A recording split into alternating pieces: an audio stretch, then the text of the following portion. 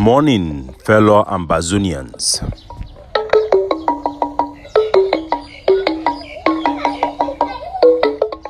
Today, na Monday, Country Sunday, number 22 day for the month of May, 2023.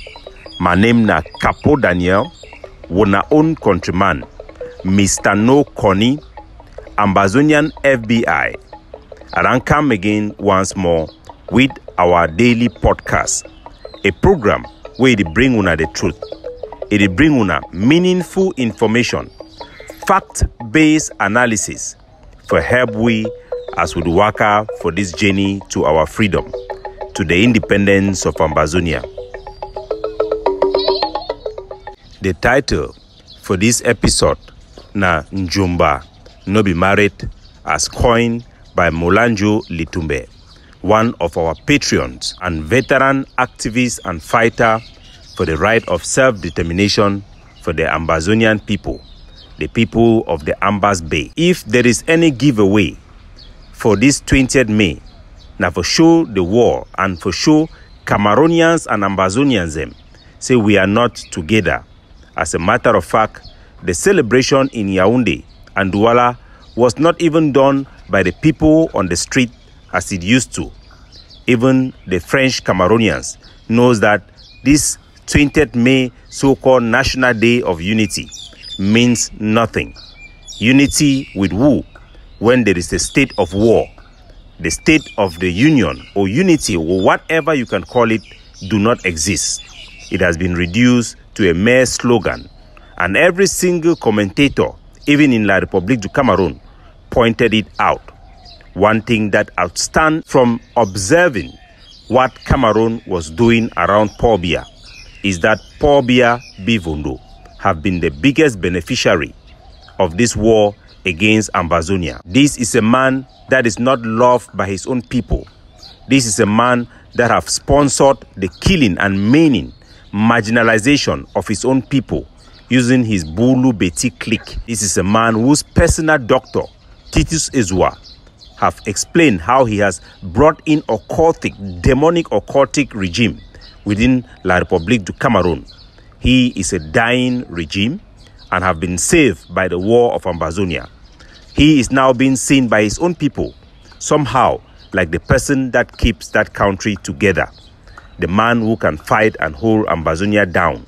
That is the only reason why the zombies and the vampires could sit comfortably and the military of La République could surround Paul Biya and the wife Shanta Biya, because for the most part, he is the one who secures the petrol from Sonera. Indeed, it's about our petrol. It was the discovery of offshore petroleum in our shores that precipitated the assimilation and integration of Ambazonia in this their so-called Cameroon. We must recognize that for us to be very effective.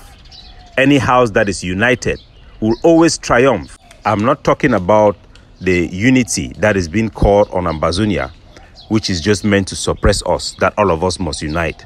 No, Ambazonian must be united against the truth and against fact. If every time there is a challenge, Ambazonians simply use counter accusations to cover up their mistake, we will be unable to establish any fact. We have become specialists in dissociating ourselves with things that are inconvenient, but which are very important in determining the outcome of this liberation struggle. Every group and every organization are specialized to I distance myself. We condemn groups or condemn things simply because they are either not our own or because we feel we belong somewhere and don't belong to somewhere else. This has made it impossible for us to make any measured decision that could safeguard our struggle against internal miscommunication or internal problems. We simply will just stay away from making decisions because we don't want to be blamed. It is now close to 3 weeks ago since I came to our people and I told them that the operation that happened in Bamenda, in Santa, where a princess was picked up with the baby, with the son or the baby of the princess, and locked up till today. It hasn't been accounted for. And every leadership that we have approached with this question have simply shied away because they are afraid to confront soldiers. People will simply turn towards making excuses and thinking that somehow the war will disappear around us because we pretend that things do not happen. There also was an incident that happened in Big Babanki that was brought to my attention on the 18th of May, and I had pleaded with the community there just to hold on, where our Ambazonian defenders brutalizes some of our mothers who were protesting against the taxation of household. Women were asked to pay 5,000 and children was asked to pay 500.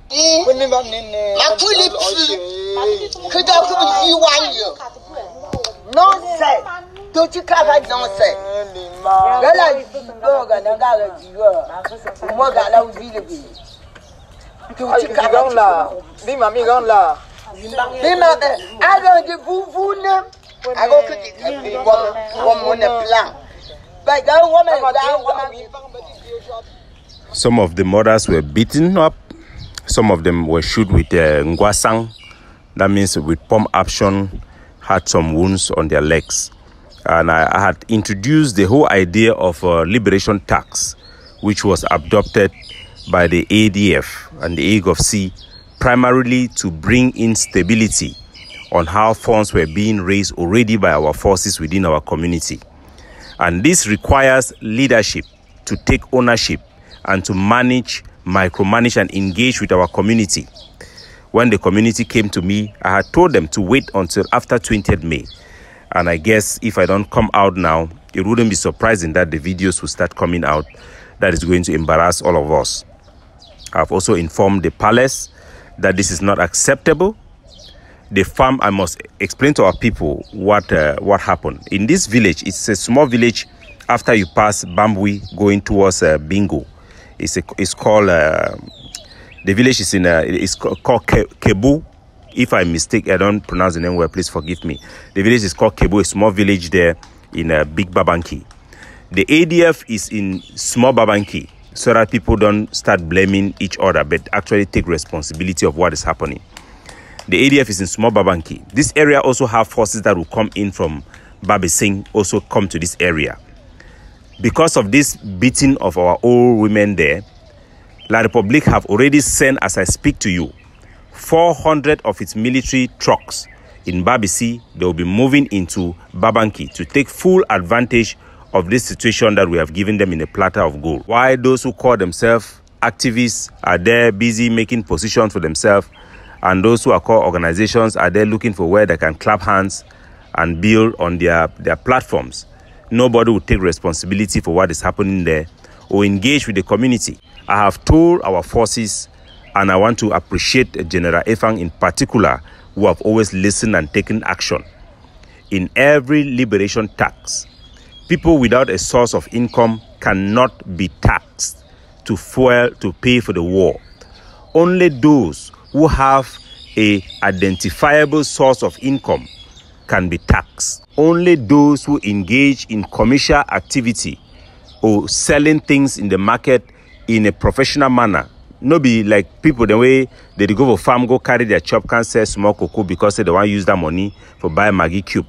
We cannot tax people who are making just farming work to come and sell to buy Maggi cube or to be able to buy shoe for their children to wear in the village. We cannot tax those type of people. We cannot tax widows as well. We can only expect people to support the struggle who have business. That means person where they do a small market regularly. Those type of people, we can have expectation for them to pay some amount that is minimal. And we cannot use disproportionate force against our own people. Our people must have the rights to complain and to protest. Every time we apply law that violates this principle, we will undermine the public interest that our forces and our struggle is supposed to safeguard and protect and defend. What has happened in Big Babanki is not acceptable.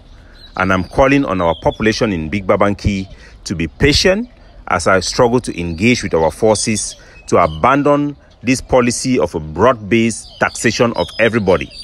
everybody cannot pay tax. Not everybody pays tax. And we cannot beat our elders with cane who have not violated a very big law. We cannot do that. According to the tradition in Babanki, the palace was supposed to release the Takambans to protest.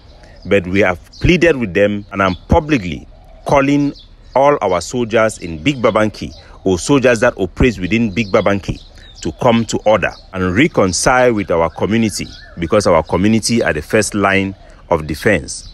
And now as we speak, the enemy is at the door, because when two brothers start fighting each other, the enemy will come and pick their spoils. We are fighting a good fight and a noble one, and we must be disciplined, especially in this time of the day. Read the signs. We are not in a good moment at this time of our history, and we must be disciplined and avoid every mistake and excessive as much as possible while we struggle to clear the dark cloud that is over Ambazonia. Our forces are doing extremely well under tough circumstances, and they need the right leadership that can sway the power of legitimacy to encourage them and put them in the right path. I've talked about the issue of the brasseries. I've engaged. I'm very happy to engage with our various factions, leaders, and very big personalities. For the most part, even the activists are saying that they want to be news. If our people or leaderships do not even know what determines the conduct of forces on the ground or things that have potential to destroy our struggle, how then do they think they are competent to help our people or even to free our people? Now, which roadway they already know them? So we need to understand this. The whole commercial interests have taken hold of our forces on ground zero and has crippled them. We are now in a situation where for the past 6 months, 90% of operations in our urban area are operations to collect money, not operations primarily targeting the enemy. And we must put an end to this practice. And we will start with the issue of brasseries, especially when a journalist have been killed. And one of those motivations was surrounding about the issue concerning people selling brasseries or not selling brasseries. Like I said, like I told our people, from the survey so far, at least 60% of soldiers even want us to ban the whole thing together, ban even Guinness or brasseries. While it may look very good to be very radical or to be very hardline, the fact of the matter is, think about even Western countries who have resources. They are unable to ban even cocaine, let alone banga. Banga now is becoming legalized. Americans even try to ban alcohol. The Saudi Arabians, in Dubai, they have tried. But you cannot stop intoxication in socializing because it is part of human culture. Every human culture, tribes, languages, culture, whatever you call it, have a form of intoxication that is being used for socialization. It is part of our human nature. People must drink, people must joker. Even soldiers who are in the battlefield, in the trenches, still joker there. So we must be very rational, we must be very pragmatic to be able to win this war and maintain good conduct by adopting best practices for our struggle. I've mentioned the issue about Supemong as an example of consideration to counter the argument being made about brasseries. Supemong is an insult, an eyesore to Ambazonia. What is our capability of stopping it? Have we stopped it? Why haven't we stopped it? What must we do to stop it? If there is no debate about any other issue in Ambazonia, it is the issue about the collective nature of our struggle. It is a collective struggle, and we must decide together, collectively. What we say to ourselves is very important to our international partners and has a direct impact on the conduct of our forces, whose legitimacy also comes from the rightness or acceptability of conducts and principles or laws or ethics from our struggle that emanates from our collective discussion. There is absolutely no shortcut to victory. There will be no manna that will come from heaven. Ambazonians will not be given independence. We will have to take independent. Ambazonian recognition will not come unless Ambazonian themselves recognizes themselves. We have 4 different versions of ourselves. We don't know whether we are Southern Cameroonians or we are Ambazonians or we are West Cameroon or we are in between. We don't have any yardstick. We don't have any standard. That is why anything they go anyhow, anyway, anyhow. Anything will be complex, we will talk to you over. When I not become confused, when I confused, when I bring confusion. Why when I argue? Why when I fight with myself? Why Ambazonia? Oh, my people. Then talk say, when you come off a village, you did learn, you did change, you did look around, you did see how things are modern, you did change yourself. You never come off a village and then you see the behave like villageois where you did for town. Or you go back for town, you come off of town, you go back to village, you still behave the same like village. There are some things that we must abandon. There are some ways that we must live. We must improve. We must progress. Like the international principle of guidance that says that a people must be guided to a point of self-determination before they can attain independence. We must be guided to a path where we have some facts, we have some guidelines, we can distinguish between what is true and what is false. We cannot be easily be manipulated. That is why fake news is the most favorite weapon being used against us by La Republique.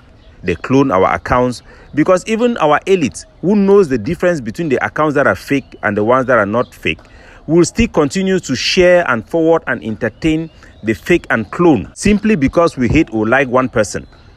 We must get to a point where we can say this is true, this is wrong, this is right, this is false. If we are not able to establish anything, do you think we will be able to establish our case internationally? Those who have been elevated, who know better, who are more educated, they actually reinforce these negative things within our communities in order for them to show up themselves or to make sure that those who are in front will come down. Like they say, PhD have become a new formula for pull them down. All these things have to end. We need to be able to recognize and have some standard and be able to speak the truth. Because indeed, my people, only the truth shall set us free. There will be nothing that can drive away this darkness that La Republique have brought upon us other than truth and light. There will be absolutely nothing. And we must get there. And we will get there. As you hear this podcast for today, and that will raise a lot of questions in your mind, ask yourself, can you answer those questions? Yes, you can. And go ahead and answer them. Make your own opinion. Develop a critical thinking mind, because that is what we need collectively for us to come out of this quagmire. Capo Daniel, signing off, looking out for you.